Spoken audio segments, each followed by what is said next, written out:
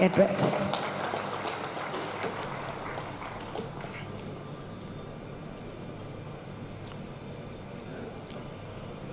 उत्तर प्रदेश के लोकप्रिय मुख्यमंत्री योगी आदित्यनाथ जी, केंद्रीय मंत्रिमंडल में मेरे सहयोगी श्री पुरुषोत्तम रूपाला जी, अन्य मंत्रीगण, सांसदगण, इंटरनेशनल डेयरी फेडरेशन के अध्यक्ष प्री बजाले जी, आईडीएफ के डीजी कैरोलिन हेमंत जी, यहाँ उपस्थित अन्य महानुभावी, देवी और सज्जनों, मुझे खुशी है कि आज डेयरी सेक्टर के दुनिया भर के एक्सपर्ट्स और इनोवेटर्स भारत में एकजुट हुए हैं। मैं वर्ल्ड डेयरी समिट में अलग अलग देशों में, अलग अलग देशों से आए हुए सभी महानुभावों का भारत के कोटि कोटि पशुओं की तरफ से, भारत के कोटि कोटि नागरिकों की तरफ से, भारत सरकार की तरफ से हृदय से बहुत बहुत स्वागत करता हूं। डेयरी सेक्टर का सामर्थ्य न सिर्फ ग्रामीण अर्थव्यवस्था को गति देता है, बल्कि ये दुनिया भर में करोड़ों लोगों की आजीविका का भी प्रमुख साधन है। मुझे विश्वास है ये समिट आइडियाज, टेक्नोलॉजी, एक्सपर्टाइज और डेयरी सेक्टर से जुड़ी परंपराओं के स्तर पर एक दूसरे की जानकारी बढ़ाने और एक दूसरे से सीखने में बहुत बड़ी भूमिका निभाएगी। साथियों, आज का ये आयोजन ऐसे समय में हो रहा है जब भारत ने अपनी आजादी के 75 वर्ष पूरे किए हैं। ये भी संयोग है कि आज के इस आयोजन से भारत के 75 लाख से ज्यादा डेयरी किसान भी टेक्नोलॉजी के माध्यम से इस कार्यक्रम में हमारे साथ जुड़े हुए हैं। इस तरह की समिट के लिए और उसमें लास्ट माइल बेनिफिशियरी हमारे ऐसे ही किसान भाई बहन होते हैं। मैं वर्ल्ड डेयरी समिट में अपने किसान साथियों का भी स्वागत करता हूं, उनका अभिनंदन करता हूं। साथियों, पशुधन और दूध से जुड़े व्यवसाय भारत की हजारों वर्ष पुरानी संस्कृति का अभिन्न हिस्सा रहा है। हमारी इस विरासत ने भारत के डेयरी सेक्टर को कुछ विशेषताओं से सशक्त कर दिया है। इस समिट में दूसरे देशों से जो एक्सपर्ट आए हैं, मैं उनके सामने इन विशेषताओं का विशेष रूप से उल्लेख करना चाहता हूं। साथियों, विश्व के अन्य विकसित देशों से अलग भारत में डेयरी सेक्टर की असली ताकत छोटे किसान है। भारत के डेयरी सेक्टर की पहचान मास प्रोडक्शन से ज्यादा प्रोडक्शन बाय मासिस की है। भारत में डेयरी सेक्टर से जुड़े अधिकांश किसानों के पास या तो एक पशु है, दो है या 3 पशु है। इन्हीं छोटे किसानों के परिश्रम और उनके पशुधन की वजह से आज भारत पूरे विश्व में सबसे ज्यादा दुग्ध उत्पादन करने वाला देश है। आज भारत के 8 करोड़ से ज्यादा परिवारों को ये सेक्टर रोजगार मुहैया कराता है। भारत के डेयरी सेक्टर की यूनिकनेस आपको अन्य जगह पर शायद ही कभी कहीं मिल जाए। आज वर्ल्ड डेयरी समिट में इसका जिक्र मैं इसलिए भी कर रहा हूं क्योंकि विश्व के अनेक गरीब देशों के किसानों के लिए ये एक बेहतरीन बिजनेस मॉडल बन सकता है। साथियों, भारत के डेयरी सेक्टर की इस खासियत को एक और यूनिकनेस से जबरदस्त सपोर्ट मिलता है। हमारे डेयरी सेक्टर की दूसरी विशेषता है भारत का डेयरी कोऑपरेटिव सिस्टम। आज भारत में डेयरी कोऑपरेटिव का एक ऐसा विशाल नेटवर्क है जिसकी मिसाल पूरी दुनिया में मिलना मुश्किल है। ये डेयरी कोऑपरेटिव्स देश के 2 लाख से ज्यादा गांवों में करीब करीब 2 करोड़ किसानों से दिन में 2 बार दूध जमा करती हैं और उसे ग्राहकों तक पहुंचाती है। इस पूरी प्रक्रिया में बीच में कोई भी मिडलमैन नहीं होता और ग्राहकों से जो पैसा मिलता है उसका 70% से ज्यादा सीधा किसानों के जेब में ही जाता है। इतना ही नहीं, अगर मैं गुजरात राज्य की बात करूं तो ये सारे पैसे सीधे महिलाओं के बैंक अकाउंट में जाते हैं। पूरे विश्व में इतना ज्यादा रेशियो किसी और देश में नहीं है। अब तो भारत में हो रही डिजिटल क्रांति की वजह से डेयरी सेक्टर में ज्यादातर लेन देन बहुत तेजी गति से होने लगी है। मैं समझता हूं भारत की डेयरी कोऑपरेटिव्स की स्टडी, उनके बारे में जानकारी, डेयरी सेक्टर में डेवलप किया गया डिजिटल पेमेंट सिस्टम दुनिया के बहुत से देशों के किसानों के बहुत काम आ सकता है। इसलिए भारत के डेयरी सेक्टर की एक और बड़ी ताकत है, एक और यूनिकनेस है हमारी इंडिजिनस स्पीशीज। भारत के पास गायों की, भैंसों की जो स्थानीय ब्रीड है वो कठिन से कठिन मौसम में भी सरवाइव करने के लिए जानी जाती है। मैं आपको गुजरात की बन्नी भैंस का उदाहरण देना चाहूंगा। ये बन्नी भैंस कच्छ के रेगिस्तान और वहां की परिस्थितियों से ऐसी घुल मिल गई है कि देखकर कई बार हैरानी होती है। दिन में बहुत ही भयंकर धूप होती है, बहुत गर्मी होती है, कड़क धूप होती है। इसलिए ये बन्नी भैंस रात के कम तापमान में घास चरने के लिए निकलती है। विदेश से आए हमारे साथी ये जानकर के भी चौंक जाएंगे कि उस समय बन्नी भैंस के साथ कोई उसका पालक, उसका किसान उसके साथ नहीं होता है। वो गांव के पास बने चारगांव में खुद ही जाती है।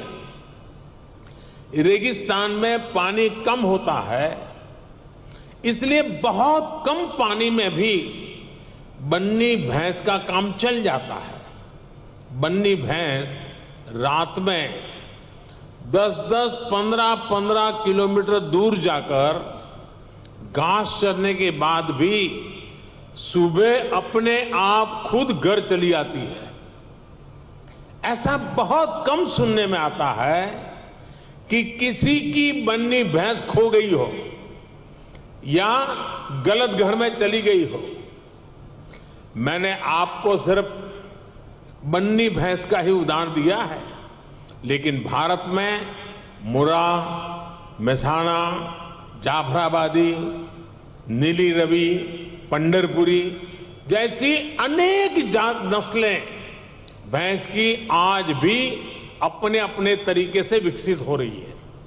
इसी तरह गाय हो, उसमें गीर गाय, सहीवाल, राठी, कांकरेज, थारपारकर, हरियाणा, ऐसी ही कितनी गाय की नस्लें हैं जो भारत के डेयरी सेक्टर को यूनिक बनाती हैं। भारतीय नस्ल के ये ज्यादातर पशु क्लाइमेट कंफर्टेबल भी होते हैं और उतने ही एडजस्टिंग भी।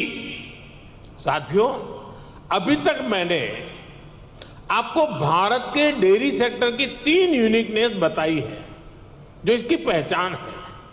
छोटे किसानों की शक्ति, कोऑपरेटिव की शक्ति और भारतीय नस्ले पशुओं की शक्ति मिलकर एक अलग ही ताकत बनती है। लेकिन भारत के डेयरी सेक्टर की एक चौथी यूनिकनेस भी है जिसकी उतनी चर्चा नहीं हो पाती, जिसको उतना रिकॉग्निशन नहीं मिल पाता। विदेश से आए हमारे मेहमान संभवतः ये जानकर के हैरान हो जाएंगे कि भारत के डेयरी सेक्टर में विमेन पावर 70% वर्कफोर्स का प्रतिनिधित्व करती है। भारत के डेयरी सेक्टर की असली कर्णधार विमेन्स हैं, महिलाएं हैं। इतना ही नहीं, भारत के डेयरी कोऑपरेटिव में भी 1/3 से ज्यादा सदस्य महिलाएं ही हैं। आप अंदाजा लगा सकते हैं, भारत में जो डेयरी सेक्टर 8.5 लाख करोड़ रुपए का है, जिसकी वैल्यू धान और गेहूं के कुल प्रोडक्शन से भी ज्यादा है, उसकी ड्राइविंग फोर्स भारत के ग्रामीण क्षेत्र में रहने वाली महिलाएं हैं, हमारी माताएं हैं, हमारी बेटियां हैं। मैं वर्ल्ड डेयरी समिट से जुड़ी सभी महानुभावों से भारत की नारी शक्ति की इस भूमिका को रिकॉग्नाइज करने, इसे विभिन्न वर्ल्ड प्लेटफॉर्म्स पर ले जाने का भी मैं आग्रह करूंगा। साथियों, 2014 के बाद से हमारी सरकार ने भारत के डेयरी सेक्टर के सामर्थ्य को बढ़ाने के लिए निरंतर काम किया है। आज इसका परिणाम मिल्क प्रोडक्शन से लेकर किसानों की बड़ी आय में भी नजर आ रहा है। 2014 में भारत में 146 मिलियन टन दूध का उत्पादन होता था। अब ये बढ़कर 210 मिलियन टन तक पहुंच गया है, यानी करीब करीब 44% की वृद्धि। आज पूरे विश्व में मिल्क प्रोडक्शन 2% की रफ्तार से बढ़ रहा है, जबकि भारत में इसकी रफ्तार 6% से भी ज्यादा है। भारत में दूध की पर कैपिटा अवेलेबिलिटी पूरे विश्व के औसत से कहीं ज्यादा है। बीते 3-4 वर्षों में ही भारत के छोटे किसानों ने बैंक खातों में हमारी सरकार ने करीब 2 लाख करोड़ रुपए सीधे ट्रांसफर किए हैं। इसका बहुत बड़ा हिस्सा डेयरी सेक्टर से जुड़े किसानों के खातों में भी आया है। साथियों, आज हमारा फोकस देश में एक संतुलित डेयरी इकोसिस्टम के निर्माण पर है। एक ऐसा इकोसिस्टम जिसमें हमारा ध्यान दूध और उससे जुड़े उत्पादों की क्वालिटी पर तो है ही, बल्कि दूसरी चुनौतियों के समाधान पर भी है। किसान को अतिरिक्त आय, गरीब का सशक्तिकरण, स्वच्छता, केमिकल फ्री खेती, क्लीन एनर्जी और पशुओं की केयर, ये सभी आपस में जुड़े हुए हैं। यानी हम डेयरी सेक्टर को, पशुपालन को भारत के गांवों में ग्रीन और सस्टेनेबल ग्रोथ का बहुत बड़ा माध्यम बना रहे हैं। राष्ट्रीय गोकुल मिशन, गोवर्धन योजना, डेयरी सेक्टर का डिजिटाइजेशन और पशुओं का यूनिवर्सल वैक्सीनेशन, इसी दिशा में हो रहे प्रयास है।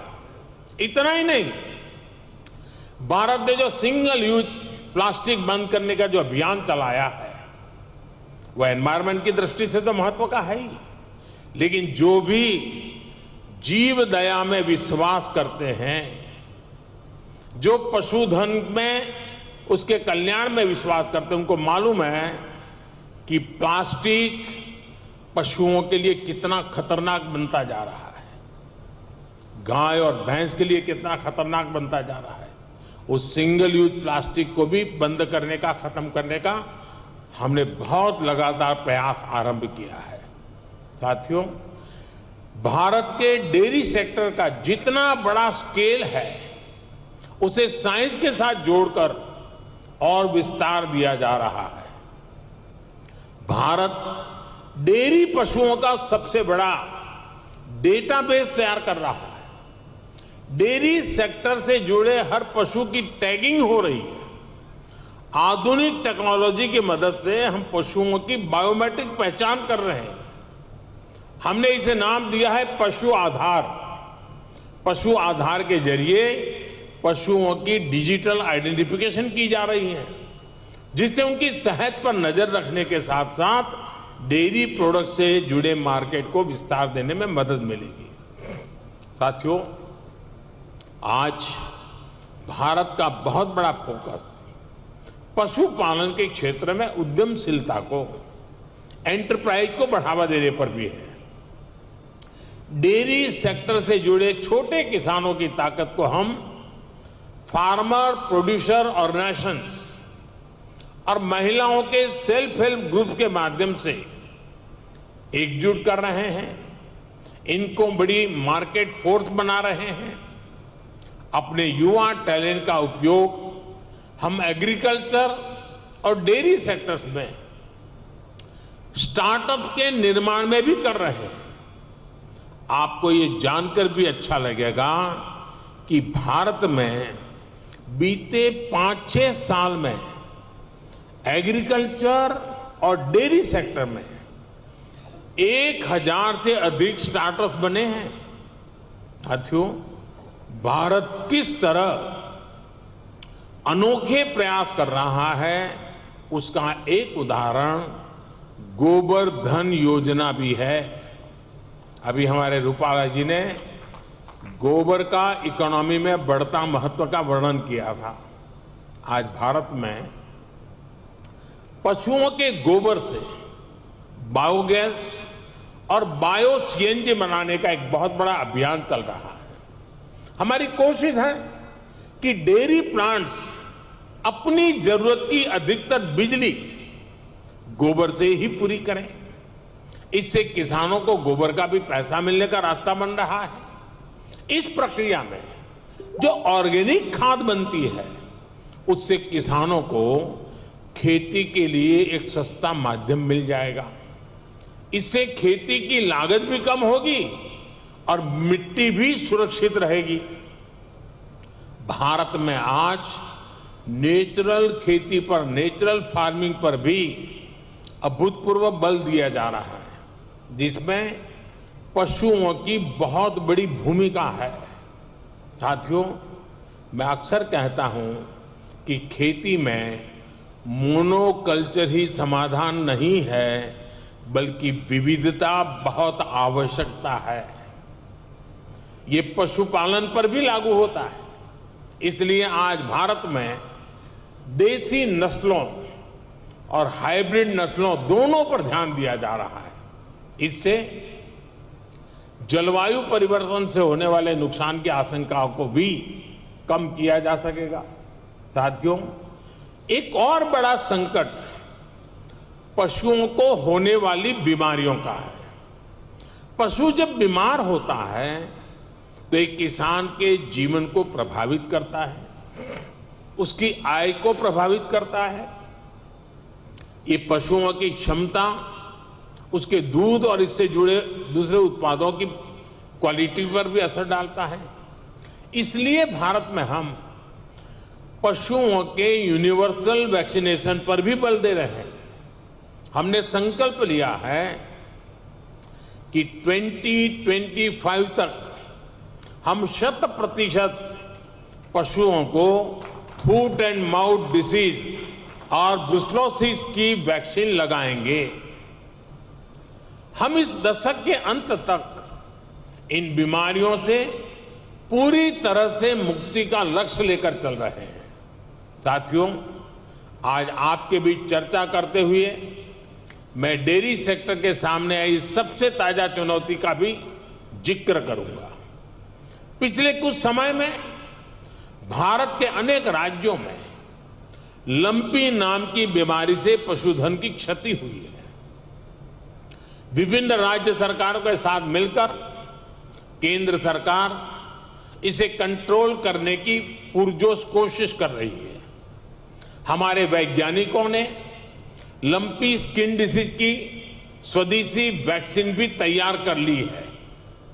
वैक्सीनेशन के अलावा जांच में तेजी लाकर पशुओं की आवाजाही पर नियंत्रण रखकर उस बीमारी को काबू करने की कोशिश की जा रही है। साथियों, पशुओं का वैक्सीनेशन हो या फिर दूसरी टेक्नोलॉजी, भारत पूरी दुनिया के डेयरी सेक्टर में कंट्रीब्यूट करने के लिए और सभी साथी देशों से सीखने के लिए हमेशा तत्पर रहा है। भारत ने अपने फूड सेफ्टी स्टैंडर्ड्स पर भी बहुत तेजी से काम किया है। आज भारत लाइव स्टॉक सेक्टर के लिए एक ऐसे डिजिटल सिस्टम पर काम कर रहा है जो इस सेक्टर की एंड टू एंड एक्टिविटीज को कैप्चर करेगा। इससे इस सेक्टर में सुधार के लिए जरूरी सटीक जानकारी मिल पाएगी। ऐसी ही अनेक टेक्नोलॉजी को लेकर जो काम दुनिया भर में हो रहे हैं, उसको ये समिट अपने सामने रखेगी। इससे जुड़ी एक्सपर्टाइज को हम कैसे शेयर कर सकते हैं, इसके रास्ते सुझाएगी। मैं डेयरी इंडस्ट्री के ग्लोबल लीडर्स को भारत में डेयरी सेक्टर को सशक्त करने के अभियान में शामिल होने के लिए आमंत्रित करता हूं। मैं इंटरनेशनल डेयरी फेडरेशन की भी उनके बेहतरीन काम और योगदान के लिए प्रशंसा करता हूं।